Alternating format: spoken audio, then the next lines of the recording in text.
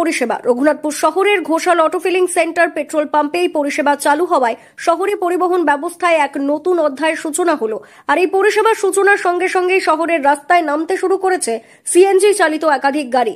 যাত্রী পরিবহন থেকে শুরু করে ব্যক্তিগত গাড়ি, নানা রকম যানবাহন এখন ধীরে ধীরে এই পরিবেশ বান্ধব বিকল্পের দিকেই ঝুঁকছে, যা শহরের পরিবহন ব্যবস্থা এক বৈপ্লবিক পরিবর্তনের ইঙ্গিত দিচ্ছে। শহরে প্রথম এই পরিষেবা পাচ্ছেন? এটি প্রথম। ভালো লাগছে। এখানে আমাদের বহুত আগে অসুবিধা ছিল। আমরা যেতাম চার্জ যেতাম, পুরুলিয়া যেতাম, আমাদের বহুত পেরেশানি ছিল। রঘুনাথপুরে আমাদের বহুত ভালো হয়েছে, বহুত সুবিধা হয়েছে। ডিজেলে যেমন ছিল 20 থেকে 25,000 মাইলেজ ছিল ডিজেল টেম্পুতে, সেই হিসাবে যার থেকে আমি এটা 10 কিলোমিটার বেশি এভারেজ পাচ্ছি। গাড়ির আওয়াজ কম, স্পিড বেশি, গাড়ি চালাতে ভালো লাগে এইসব গাড়ি। ওই জন্য আমি ডিজেল টেম্পু বিক্রি করে আমি সিএনজি গাড়ি নিয়েছি। শহরের সিএনজি চালিত গাড়ির চালকদের মধ্যে অনেকেই জানিয়েছেন, পেট্রোল বা ডিজেলের তুলনায় সিএনজি ব্যবহারে খরচ অনেকটাই কম। শুধু খরচ বাঁচানোই নয়, পরিবেশ রক্ষাতেও এটি গুরুত্বপূর্ণ ভূমিকা পালন করছে।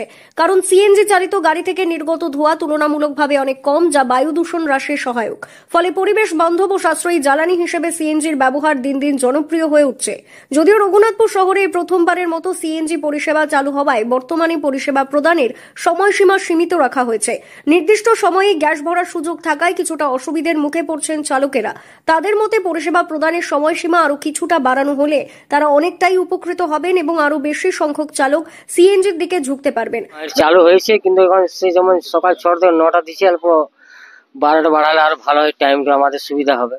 হাসপাতালে পেশেন্ট আনজাম কেস থাকছে না, বহুত অসুবিধায় পড়ে গেছে আমার রাতে। রঘুনাথপুরের Ghoshal auto filling centre petrol পাম্পের কর্ণধার তপন ঘোষাল জানান, অনেকদিন ধরেই রঘুনাথপুরবাসীর দাবি ছিল শহরে সিএনজি পরিষেবা চালু করার।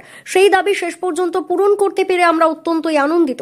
আগামী দিনে পরিষেবার মান ও সুযোগ সুবিধা আরো উন্নত কিভাবে করা যায় সেই চেষ্টা চালিয়ে যাচ্ছি। দেখুন, এটা তো অনেকদিন ধরে আমাদের প্রচেষ্টা ছিল, কারণ আমাদের কাছে অনেক কোয়ারি আসতো মাঝে মাঝে যে সিএনজি কবে চালু হচ্ছে।